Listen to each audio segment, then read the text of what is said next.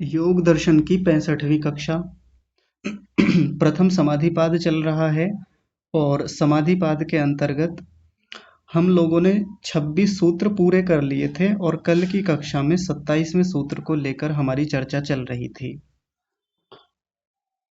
तो परमात्मा के नाम को लेकर बात हम कर रहे थे कि जिस परमात्मा का हमको प्रणिधान करना है, जिसकी भक्ति करनी है, जिसकी उपासना करके हमको समाधि तक जाना है, असंप्रज्ञात समाधि तक पहुंचना है, वो उपाय हमने देखा कि वो है ईश्वर प्रणिधान। हम अपने व्यवहारिक जीवन में कैसे ईश्वर को जोड़ करके देखें, कैसे ईश्वर की व्यवस्थाओं को समझें, ईश्वर को अपने कर्मों को समर्पित करते चलें। ईश्वर के प्रति प्रीति बढ़े हमारी, उसके प्रति हमारा और अगाध प्रेम बढ़ता चला जाए, श्रद्धा बढ़ती चली जाए। ये है ईश्वर प्रणिधान। लेकिन वो ईश्वर प्रणिधान कहने मात्र से नहीं होता। किसी ने कह दिया जी ईश्वर प्रणिधान किया कीजिए, और कितने सारे लोग हैं जो ये कहते हैं कि ईश्वर प्रणिधान करने के लिए खूब प्रयास करते हैं जी, लेकिन याद ही नहीं रहता।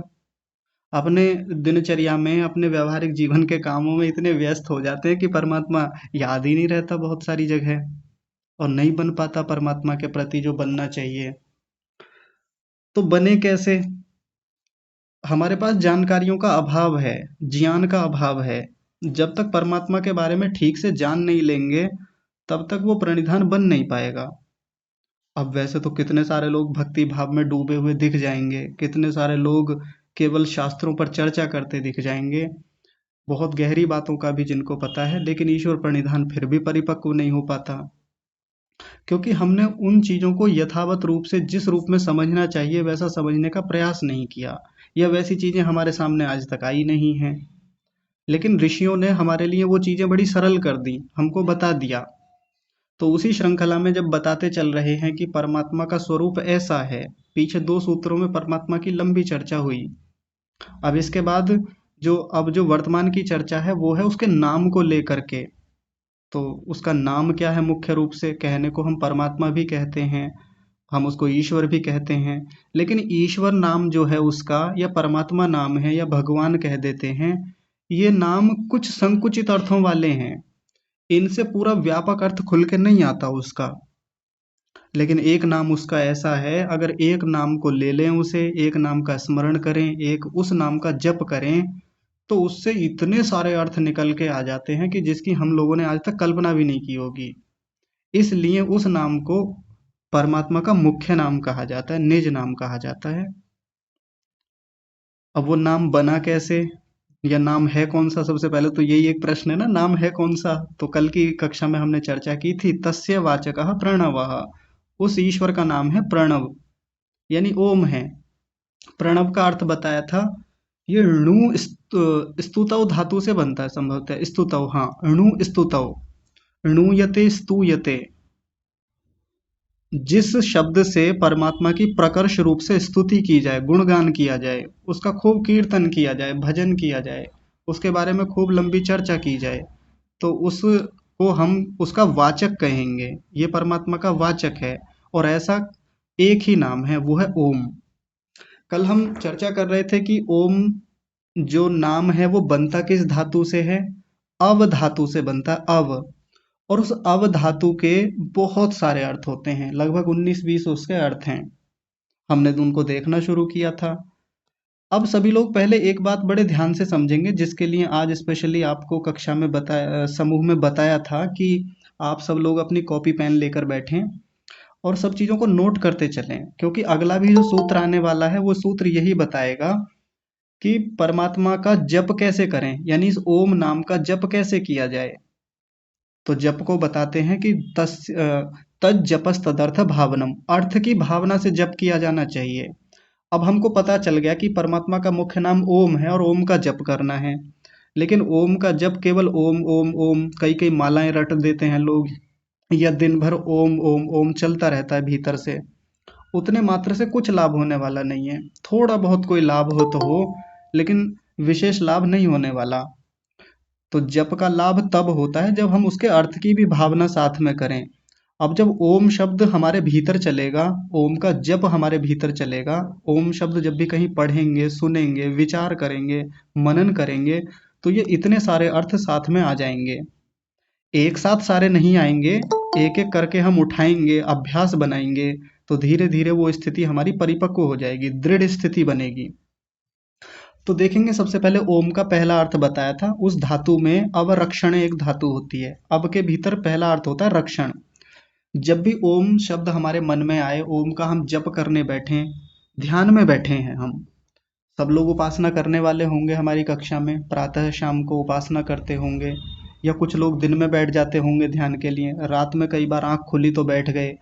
अब ध्यान में जैसे ही बैठे तो ओम का जप शुरू हो जाता है। ये सामान्य रूप से जब अ, काम भी कर रहे हैं अपना दैनिक जीवन का, तो उसमें भी ओम का जप चलता रहता है।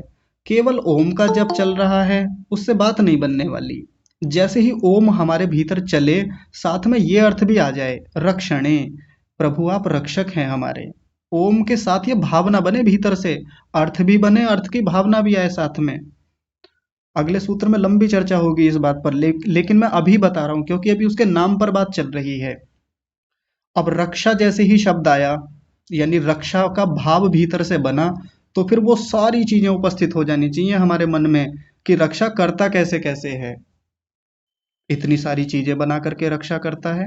अब व्यवहारिक जीवन में जो जो चीजें हमारी रक्षा कर रही हैं, जो जो हमको बढ़ा रही हैं, वृद्धि कर रही हैं, या जो जो चीजें भी हमारी उन्नति में सहायक हैं, जो परमात्मा द्वारा प्रदत्त हैं, सब रक्षा कर रही हैं हमारी। तो ओम का अर्थ ऐसे व्यापक रूप से देखा जाएगा वहां पे। और ये हम जितना व्यवहारिक जीवन में काम करते हुए, अपने घर के दैनिक जीवन के कार्य करते हुए भी कर सकते हैं, और यदि ध्यान में बैठकर करें, उपासना में बैठकर करें, तब तो और उत्तम बात है, तब तो और आनंद आता है। अब आप सब लोग ध्यान से समझ लीजिए, जो लोग कक्षा में आरंभ में जब योग दर्शन शुरू हुआ था, जो बड़े बेचैन थे कि जी मन नहीं लगता उपासना में, खूब प्रयास करते हैं, बहुत विचार आते हैं इधर उधर से, और बड़े प्रयास कर करके देख लिए, खूब अभ्यास कर लिया, लेकिन मन भागता है इधर उधर, मन डोलता है ना, एकाग्र नहीं हो पाता। अब कारण समझ में आते रहेंगे धीरे धीरे। यहाँ से हमको अर्थ ही नहीं पता, अर्थ की भावना कैसे करनी है साथ में। यदि ये भावनाएं हम करने लगे, ऐसे अर्थों को लेकर के हमारा जप चले, चिंतन चले भीतर से, तब देखिए कितनी शीघ्रता से ध्यान में गति होने लगती है।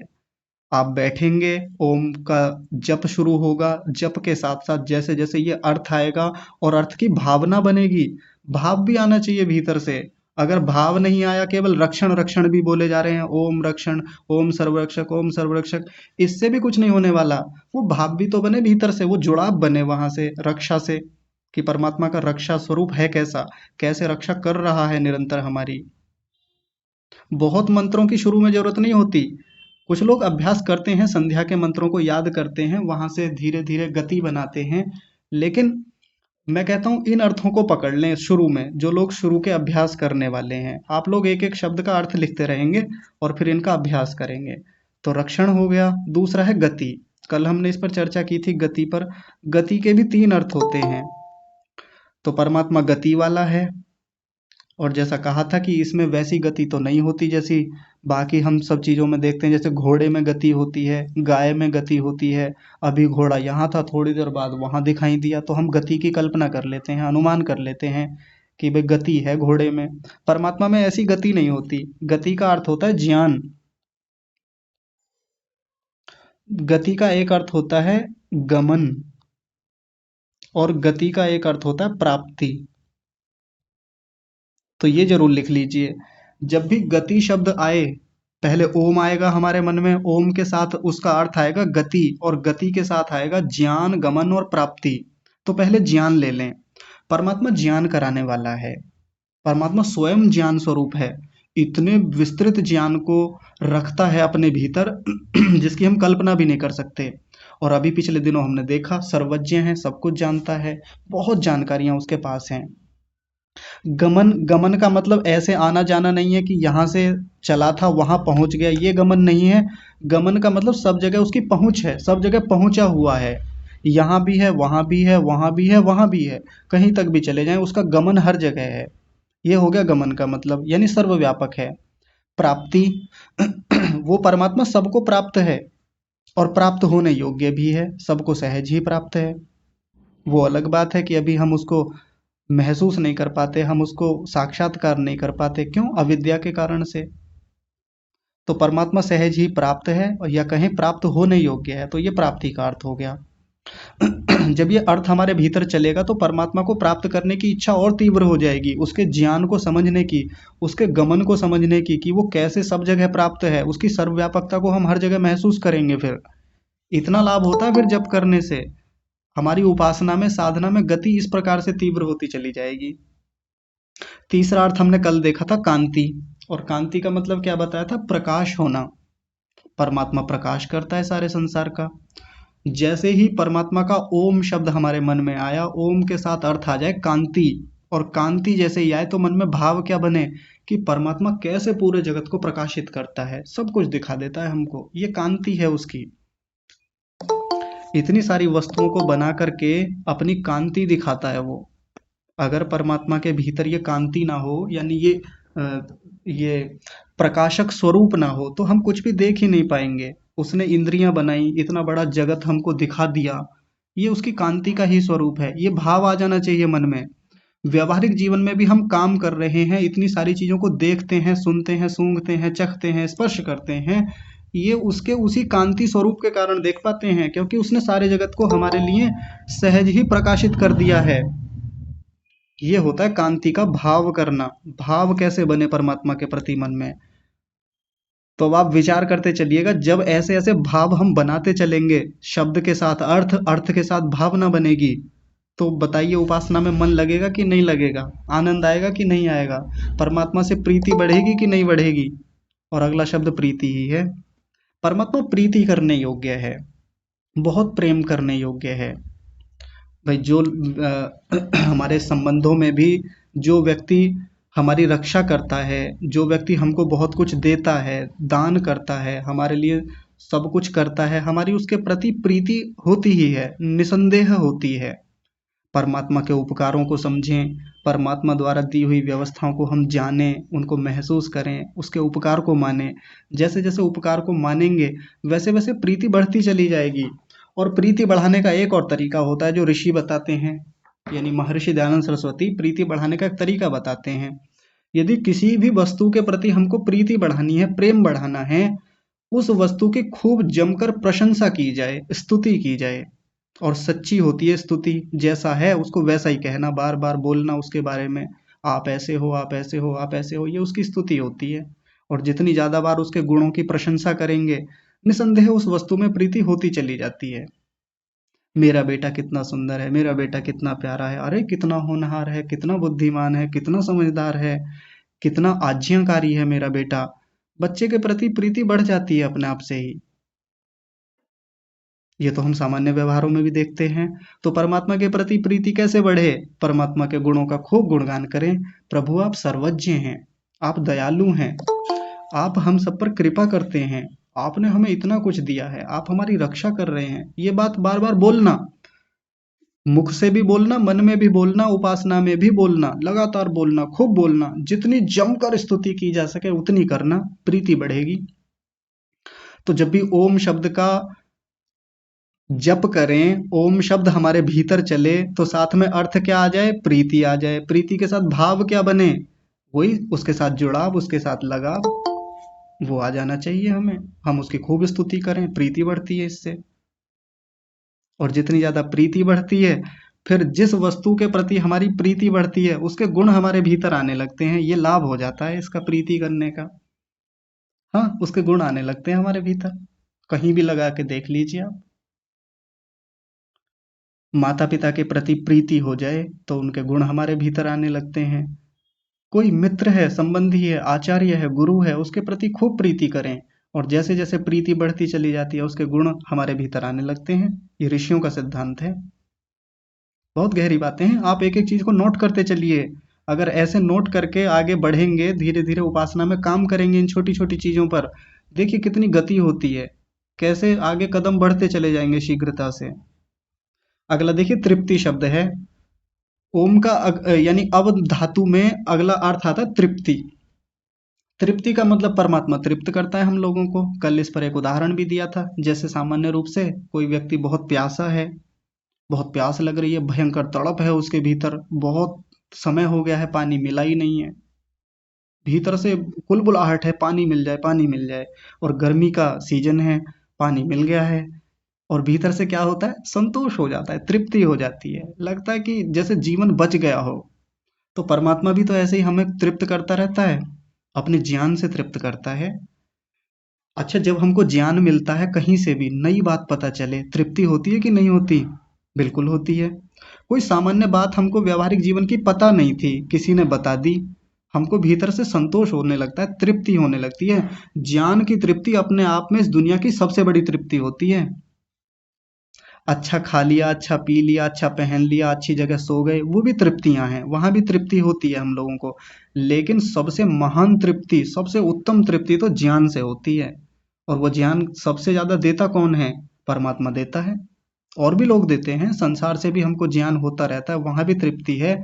लेकिन जब परमात्मा हमको ज्ञान देता है और उससे जो तृप्ति होती है, वो तो अद्भुत होती है, अवर्णनीय होती है, उसका वर्णन भी नहीं किया जा सकता, ऐसी तृप्ति भीतर से होती है। जैसे कोई व्यक्ति गुड़ खा के तृप्त होता है, मजा आ गया, आनंद आ गया, वो वाली जो तृप्ति है ना, गुड़ खा के, जिसको बोल नहीं सकते, जिसका एक्सप्रेशन हमारे पास नहीं होता, वो तृप्ति ज्ञान से होती है। परमात्मा सुख देता है, परमात्मा आनंद देता है। आनंद दे करके, सुख दे करके तृप्त करने वाला होने से उसका नाम ओम है। प्रीति करने से ओम है, कांति वाला होने से उसका नाम ओम है, गति वाला होने से उसका नाम ओम है, रक्षक, सर्व रक्षक होने से उसका नाम ओम है। तो सबको ओम के साथ जोड़ते चलेंगे, ओम को नहीं भूलना है साथ में, ओम के ही अर्थ हैं ये। तो यहां तक कल बात पूरी हो गई थी, ये तो मैंने दोहराया है पिछला। अब देखिए आगे एक नया शब्द है, अवगम। अवगम शब्द आपके लिए नया होगा। तो अवगम का अर्थ करते हुए विद्वान कहते हैं अवगच्छति, यानी सब प्राणियों के विचारों को सर्वत्र, सब जगह से और हमेशा जानता है, उसको अवगम, अवगम से धारण करेंगे, अवगर, ये अवगम शब्द से ग्रहण करेंगे। फिर से समझेंगे आराम से। जितने भी संसार भर में प्राणी हैं, उनका जो अंतःकरण है, उनके जो भीतर जो भी विचार चलता है, जो भी स्थितियां हैं उनके भीतर, सबको जानता है परमात्मा, सबको। और कैसे जानता है? सर्वत्र जानता है, सब जगह जानता है, सब जगह से जानता है। कोई ये ना सोचे कि मेरे मन के कोने की बात को परमात्मा पकड़ नहीं पाएगा, परमात्मा तो कहीं बाहर है। लेकिन परमात्मा जो कि सर्वव्यापक है, सब जगह से है, तो सब जगह से वो जानता है। ये होता है अवगम का अर्थ। साथ में सर्वदा जानता है, सर्वदा माने हमेशा। कोई भी ऐसा समय नहीं है, कोई भी ऐसा काल नहीं है जब वो हमारे मन के विचारों को, मन की बातों को, अंतःकरण की स्थितियों को ना जानता हो। ये है अवगम का अर्थ। तो जब ओम शब्द आए, तो ओम के साथ अगला अर्थ क्या जुड़े? अवगम। और अवगम के साथ भावना कैसी बने कि प्रभु हमारे मन के सभी बातों को जान रहे हैं, जिसको सामान्य रूप से हम अंतर्यामी कह देते हैं। हालांकि अंतर्यामी का वो अर्थ नहीं होता, अंतर्यामी का अर्थ कुछ और होता है। अंतर्यामी का मतलब होता है नियमन करना, वो परमात्मा हम सबको नियम में रखता है, ये होता है अंतर्यामी का अर्थ, अंदर से नियम में रखता है सबको। तो अवगम का मतलब समझ में आ गया होगा आपको, फिर से समझ लेंगे। सभी प्राणियों के विचारों को सर्वदा, सर्वत्र, हमेशा, हर जगह से, सब ओर से जानने वाला है, वो जानता है। ये होता है अवगम का अर्थ।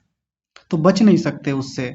मन बाहर से चोरी की नहीं की, वो तो स्थूल बात है, मोटी मोटी बात है, वो तो कोई भी पकड़ लेगा कि चोरी की या नहीं की, घोटाला किया कि नहीं किया, कहाँ हत्या की नहीं की, किस प्रकार का व्यभिचार दुराचार किया नहीं किया। लेकिन भीतर जो मन में हम कुछ भी करते हैं, चाहे अच्छा काम कर रहे हैं, भीतर से अच्छे विचार कर रहे हैं, अच्छा चिंतन है, अच्छी वृत्तियां हैं, अच्छे संस्कार हैं, सबसे छुपा लेंगे बाहर से, परमात्मा से नहीं छुपा सकते। तो ओम का ये भी एक बड़ा गहरा अर्थ है और गहरी भावना है ये भी, है ना? बात समझ में आ रही होगी आपको। अगला देखिए, प्रवेश। अगला अर्थ है प्रवेश। इसी अवधातु से एक अगला अर्थ बनता है प्रवेश। भावना कैसी बने जी इसमें, प्रवेश में? अर्थ तो आ गया समझ में। प्रवेश को हम समझते भी हैं कि भाई कहीं प्रवेश कर जाना, कहीं प्रविष्ट हो जाना, घुस जाना, सामान्य रूप से घुस जाना कहते हैं हम। कोई व्यक्ति बाहर था, कमरे में प्रविष्ट हो गया है, आ गया है, इसको घुस जाना कहते हैं, प्रवेश हो जाना कहते हैं। तो हम परमात्मा के बारे में कैसे इस अर्थ को देखें?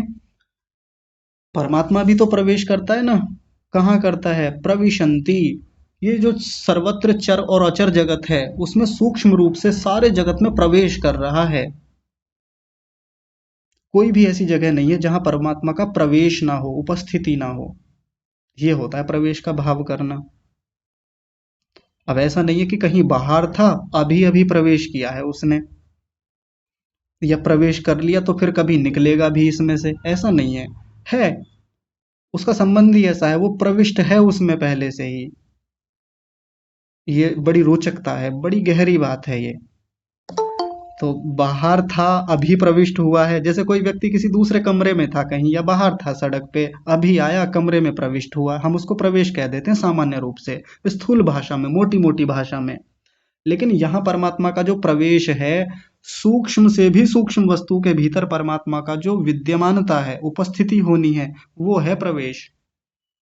तो जब ओम शब्द का अर्थ आए, तो साथ में क्या साथ में चले, अर्थ प्रवेश चले। और प्रवेश के साथ भावना कैसी बने कि प्रभु की उपस्थिति पर, प्रभु का प्रवेश होना सब जगह है। कितनी भी संसार की सूक्ष्म से सूक्ष्म वस्तु हो, परमात्मा तो उनसे भी अत्यंत सूक्ष्म है। और जब हम इतना देख के चलेंगे बारीकी से एक एक चीज को, सूक्ष्मता से, मोटे मोटे रूप में तो कोई भी देख लेता है कि पेड़ों में भी रहता है, पहाड़ों में भी रहता है, नदियों में भी रहता है, हम मनुष्यों के भीतर भी रहता है, और कहीं भी रहता है। ये तो मोटे मोटे रूप में हम देखते ही हैं।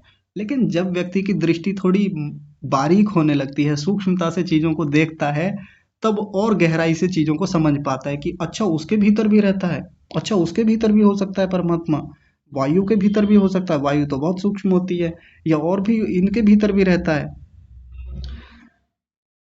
तो फिर दृष्टि और गहरी होती चली जाती है, जुड़ाव फिर और गहरा बनता है उसके प्रति।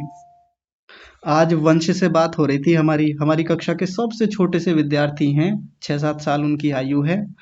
तो वो अपनी माता जी से कह रहे थे कि मम्मी, हमारे ये जो भगवान जी हैं, क्या ये पानी में भी रहते हैं? माता जी ने जैसा सुना था, जैसा अभी तक चर्चाएं हुई हैं, तो उन्होंने कहा हाँ, रहते हैं पानी में भी भगवान जी। तो फिर कहने लगे कि पानी तो हम पी भी लेते हैं। आपको हंसी आएगी, देखिए बच्चों की बातों में रोचकता होती है, बड़ा मजा आता है उनकी बातें सुन के। तो उन्होंने कहा कि फिर तो पानी तो हम पी लेते हैं, तो फिर भगवान जी तो हमारे पेट में भी चले जाते होंगे। तो माता जी को जैसा उत्तर देना चाहिए था, जो आपके मन में भी आ गया होगा, माता जी ने वही उत्तर दिया। क्या दिया? परमात्मा तो पेट में भी है पहले से। तो परमात्मा जो सब जगह प्रवेश कर रखा है पहले से ही, पेट में भी है, पानी में भी है, आहार नाल में भी है, दांतों में भी है, मुख में भी है। जब कह दिया कि सब जगह प्रवेश किए हुए है, तो फिर कोई चीज बचती ही नहीं कि वहां नहीं है। अब उनको तो, बच्चे को तो ये लगता है ना कि भाई गिलास में है, पानी में है, बस वो, और कहीं है ही नहीं। अब पानी पी लिया, परमात्मा हमारे पेट में पहुंच गया पानी के साथ। जैसे परमात्मा चीनी हो, चीनी पानी में घोली और पी ली, तो पानी के साथ चीनी भी चली गई, क्योंकि चीनी पहले पानी में, पेट में थी नहीं।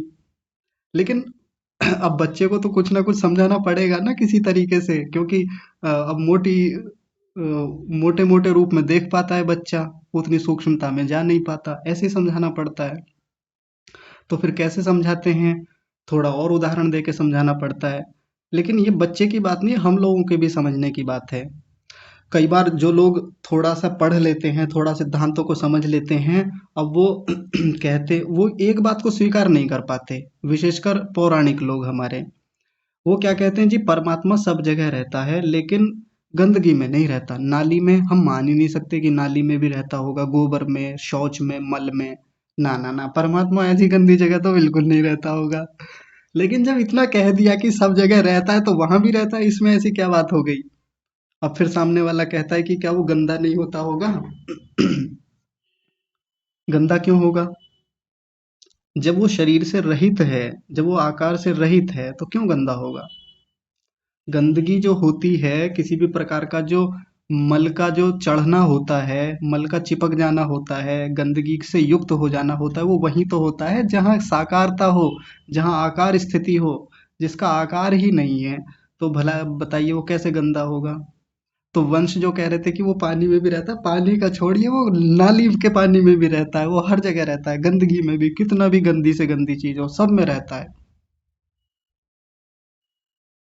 तो ये होता है प्रवेश का अर्थ। जब भी हम प्रवेश अर्थ को लें तो उसकी भावना भी साथ में बने। अब देखिए इससे आगे एक और बड़ा प्यारा सा शब्द है श्रवण। श्रवण सुनने से संबंधित होता है।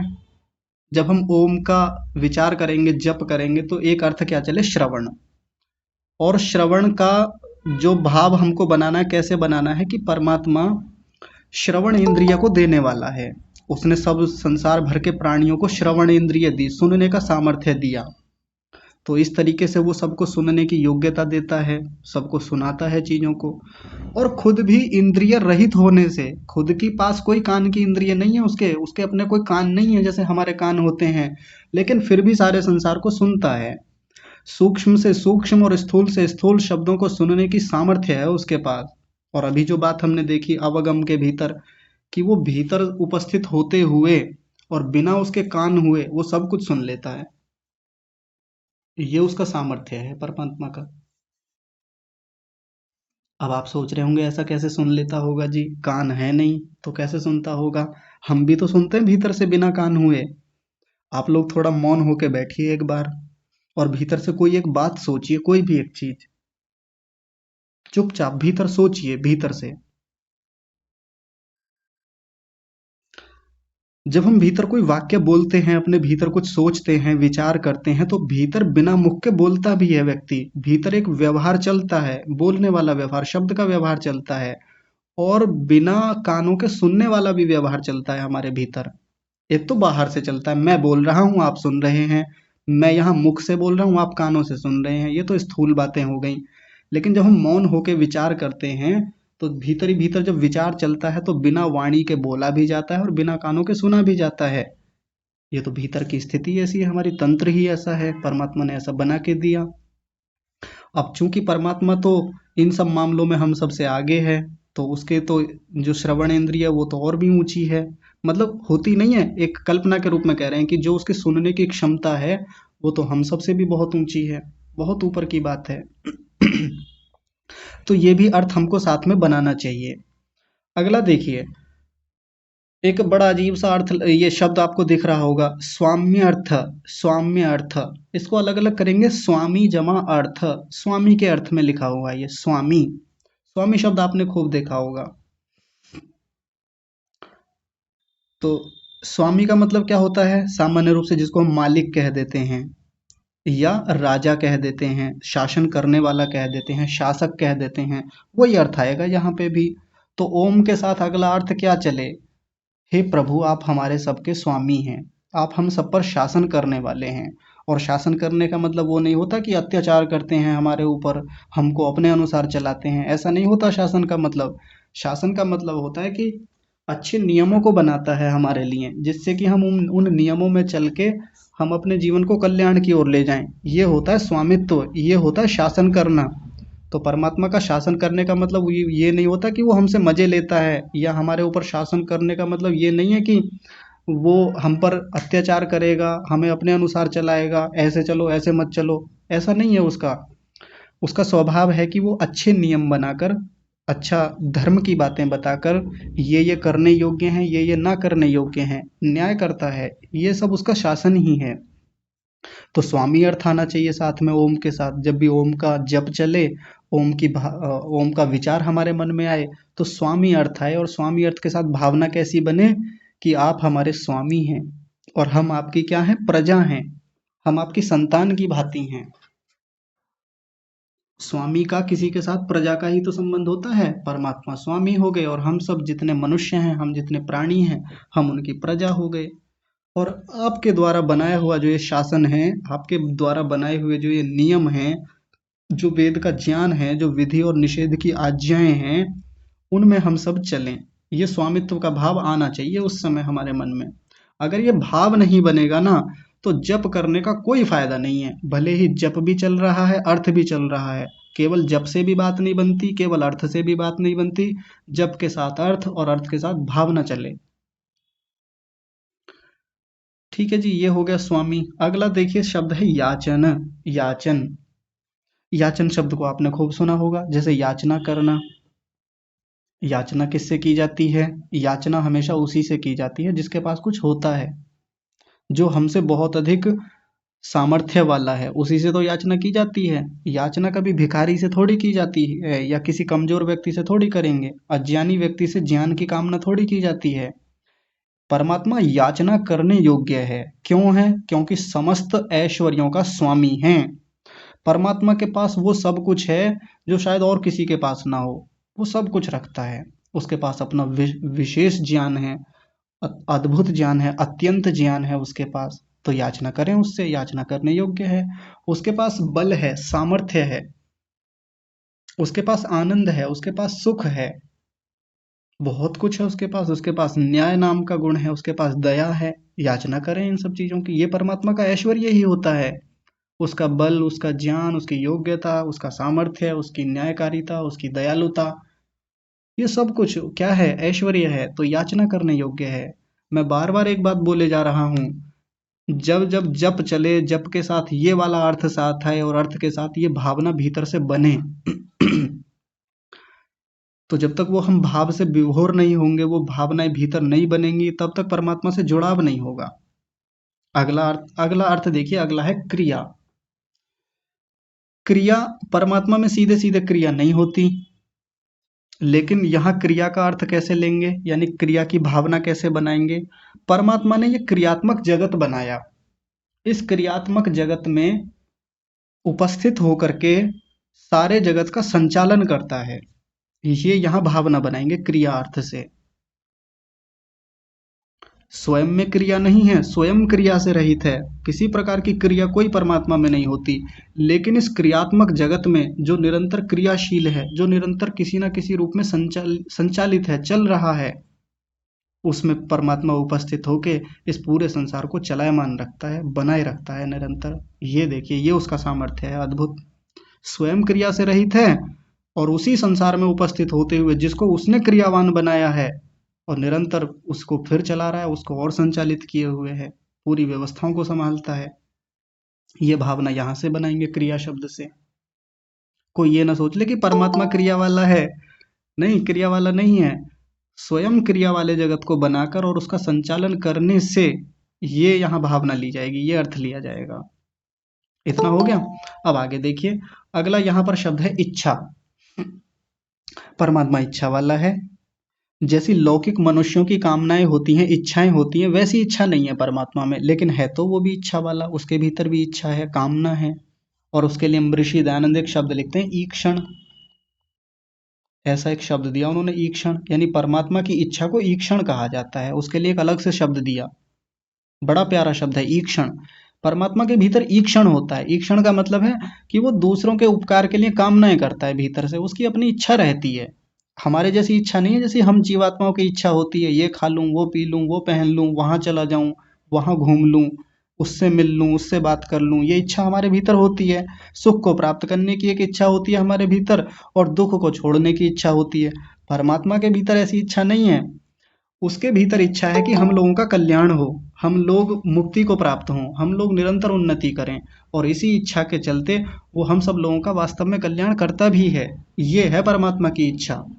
स्वयं इच्छा रहित होते हुए, वैसी इच्छा से रहित होते हुए जैसी मनुष्यों की या लौकिक जीवात्माओं की इच्छा होती है, उनसे उनकी उनकी जैसी इच्छा से रहित होते हुए परमात्मा के भीतर वो कामना है, वो इच्छा है, जिससे वो लोगों का या सब मनुष्यों का, सब प्राणियों का कल्याण करता है, उपकार करता है। तो जब भी ओम शब्द आए, ओम शब्द के साथ ये वाला अर्थ आए, तो अर्थ की भावना क्या बने कि परमात्मा की भीतर बड़ी इच्छा है हम लोगों के कल्याण की। और वो उस इच्छा को लेकर के, ऐसा नहीं है कि केवल बैठा हुआ है कि इच्छा किए बैठा है, करता भी तो है। इतना कुछ हमारे लिए देता है, इतना कुछ हमारे लिए इच्छा करके साथ में वो वैसे कर्म भी करता है। वेदों का ज्ञान देता है, संसार को बनाता है, निरंतर रक्षा करता है, न्याय करता है, बहुत कुछ करता है हमारे लिए। उन सबको जोड़ ही लेंगे यहाँ पर। कितना बड़ा लिंक बैठता है ना सब चीज़ों से। कहीं से भी जोड़ लीजिए, कितनी सारी चीज़ें जुड़ जाती हैं वहीं परमात्मा से जाके। और कहीं कोई विरोधाभास नहीं होता परमात्मा के गुणों में, कि जी नहीं, ये वाला गुण तो आपने गलत बता दिया, ये तो पिछले वाले से जुड़ ही नहीं रहा है, संगति बैठ ही नहीं रही है। गीता माता जी, अपना वीडियो बंद कर लीजिए, फिर सबका ध्यान उधर ही रहता है। गीता माता जी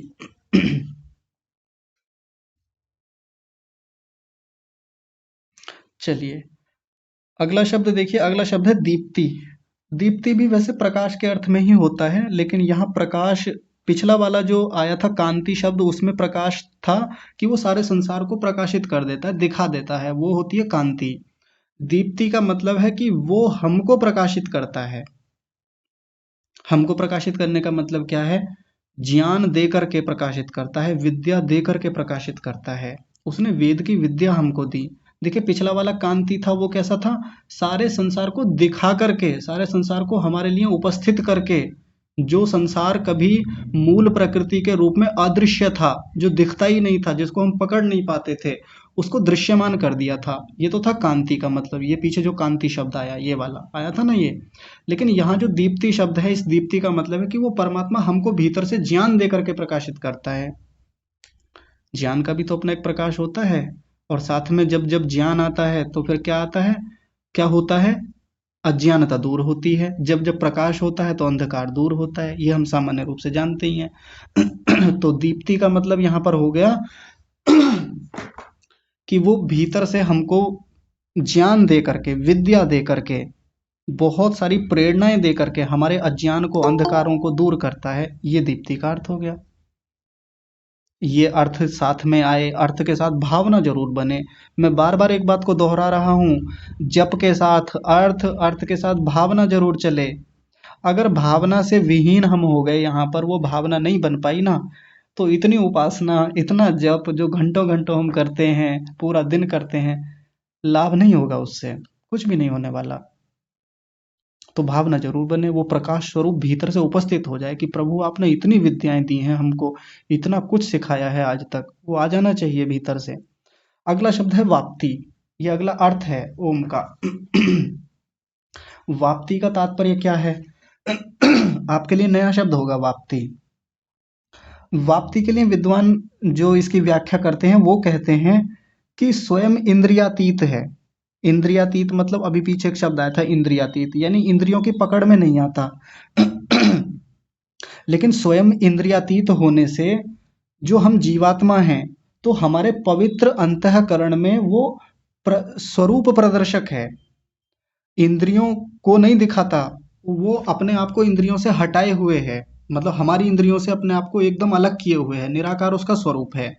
लेकिन फिर भी जिनका शुद्ध अंतःकरण है, जिनका पवित्र अंतःकरण है, अविद्या से रहित है, पूर्ण शुद्ध ज्ञान से युक्त जिनका अंतःकरण है, शुद्ध संस्कारों से युक्त जिनका अंतःकरण है, उनके अंतःकरण में स्वयं को प्रकाशित करता है, अपने स्वरूप का प्रदर्शक है। ये होता है वाप्ति का अर्थ। वाप्ति का सीधे सीधे एक अर्थ देखना हो तो प्रदर्शक, बस इतना। तनिक रुकिए। वाप्ति का एक अर्थ लिखना हो आपको, क्या लिखेंगे? प्रदर्शक। लेकिन कैसा प्रदर्शक? अपने स्वरूप का प्रदर्शक, अपने स्वरूप को दिखाता है वो। लेकिन अब अपने स्वरूप को ऐसे नहीं दिखाता जैसे टीवी सीरियल में दिखाते हैं कि वो अचानक से बहुत सारा प्रकाश जैसा उपस्थित हुआ और सामने विष्णु जी आके खड़े हो गए, 4 हाथ वाले। ऐसा थोड़ी होता है वाप्ति का अर्थ, या ऐसा प्रदर्शक थोड़ी होता है परमात्मा। ऐसे आके मनुष्य के रूप में कभी खड़ा नहीं होता, होगा भी नहीं कभी, जरूरत ही नहीं है उसको। तो कैसे होता है? तो वो होता है अंतःकरण में उपस्थित, हमारे अंतःकरण में। और अंतःकरण में भी सबके नहीं, जो शुद्ध अंतःकरण वाले हैं। और उपस्थित होने का यहाँ वैसा मतलब नहीं है कि पहले नहीं था जी, आया है अब, वैसे नहीं। जिन लोगों ने अपने अंतःकरण को साधना से शुद्ध किया हुआ है, अपने संस्कारों को दग्ध बीज किया है, अपने भीतर की अविद्या का नाश किया है, क्लेशों को समाप्त किया है, तो परमात्मा अपने स्वरूप को प्रकाशित कर देता है, दिखा देता है ऐसे लोगों को। वो परमात्मा स्पष्ट हो जाता है फिर। ये साक्षात्कार कहते हैं जिसको। तो एक प्रकार से और भी इसका अर्थ देखना हो, वाप्ति का मतलब साक्षात्कार से भी ले सकते हैं। ऐसे नहीं होता साक्षात्कार कि सामने आके खड़ा हो जाएगा या पता चल जाएगा, दिख जाएगा जी, दर्शन हो गए थे जी भगवान जी के। और कई बार तो हम लोग आपस में प्रश्न करते हैं, अगर आपको भगवान जी कहीं मिल गए तो क्या वरदान मांगोगे उनसे? क्योंकि कहानियां ऐसी सुनाई हुई हैं हमें, झूठी कहानियां बचपन से। शिव जी की तपस्या की उस व्यक्ति ने और 4 वरदान मांगे थे, 2 वरदान मांगे थे। तो हमने यही सोच रखा है कि भगवान कभी प्रसन्न होके अपने स्वरूप को प्रकाशित कर देंगे, हमारे सामने आके खड़े हो जाएंगे। कभी नहीं होने वाले, झूठी बात है। वो तो साधना से ही प्रसन्न होने वाले हैं। और कैसे अपने स्वरूप को प्रकाशित करते हैं? जिनका अंतःकरण शुद्ध हो चुका है, जिसके भीतर अविद्या नहीं है। और उसमें समय लगता है, साधना लगती है, तप लगता है, लंबा समय लगता है। ऐसे ही नहीं कि बस छोटा मोटा कुछ कर लिया, कहीं जल चढ़ा दिया, कहीं घूम आए, कहीं तीर्थ यात्रा कर ली और ऐसे परमात्मा प्रसन्न हो जाएगा और अपने स्वरूप का प्रदर्शन कर देगा। नहीं करता। अगला शब्द है आलिंगन। कहीं ज्यादा तो नहीं हो रहा? यदि आपको लग रहा हो कि बहुत ज्यादा हो गया है, याद नहीं रख पाएंगे, तो आज के विषय को फिर इतना ही रख लेते हैं, क्योंकि समय भी हो गया है। चलिए इतना ही रखते हैं, इन सब बाकी शब्दों पर आगे बात करेंगे, क्योंकि अभी 5 शब्द और हैं। तो मैं आपसे अंत में बस एक बात यही कहूंगा कि इन सब शब्दों पर बाद में आराम से विचार करेंगे, सब पर भावना बनाकर देखेंगे, अन्य शास्त्रों से जोड़कर देखेंगे, क्योंकि इन शब्दों की संगतियां बाकी शास्त्रों से खूब मिल जाएंगी। और अगर अगर आपको सबसे अच्छा शास्त्र चाहिए जो इनसे संगतियां बिठा दे, तो वो है सत्यार्थ प्रकाश। और सत्यार्थ प्रकाश में भी प्रथम समोल्लास में चले जाइए, ये सब बातें वहां घूम फिर के कहीं ना किसी शब्द से जुड़ ही जाएंगी, और कहीं कोई विरोध नहीं दिखेगा। और विरोध दिखे तो फिर आप आकर बताइएगा। आज शाम की उपासना में आप एक काम कीजिएगा, परमात्मा के ओम नाम के किसी एक अर्थ को उठा लीजिएगा, सारे नहीं उठाइएगा, सारे उठाएंगे तो फिर घालमेल हो जाएगा, बहुत सारी चीजें हो जाएंगी, नहीं कर पाएंगे। आज एक उठा लीजिए, कल को दूसरा उठा लीजिए, अगले दिन की उपासना में अगला उठा लीजिए, ऐसे करके एक एक एक एक पर लगातार चिंतन कीजिए, खूब कीजिए धूमधाम से। 1 महीने के भीतर भीतर इन सब पर खूब चिंतन हो जाएगा, महीनों लग जाएंगे इस पूरी प्रक्रिया में, प्रत्येक शब्द पर करने में। लेकिन 1 महीने के बाद यदि आपने उत्तम रीति से उपासना की, अर्थ के जप के साथ अर्थ, अर्थ के साथ भावना, तो जिन लोगों की शिकायत थी वो शुरू में कि मन लगवे नहीं करता है और मन लगता नहीं है, बहुत भागता है, इधर उधर दौड़ता है, खूब प्रयास करते हैं, वो शिकायत दूर होने लगेगी धीरे धीरे। लेकिन उसके लिए अभ्यास लगता है। ठीक है जी, आज की कक्षा को विराम देते हैं। सभी लोगों का कक्षा में निरंतर जुड़े रहने के लिए, सहयोग करने के लिए, अनुशासन बनाने के लिए बहुत सारा धन्यवाद। और विशेष रूप से धन्यवाद परम पिता परमात्मा का, जिन्होंने हमें सहायता दी, जिन्होंने हमें सहयोग दिया। आप सभी को सादर प्रणाम।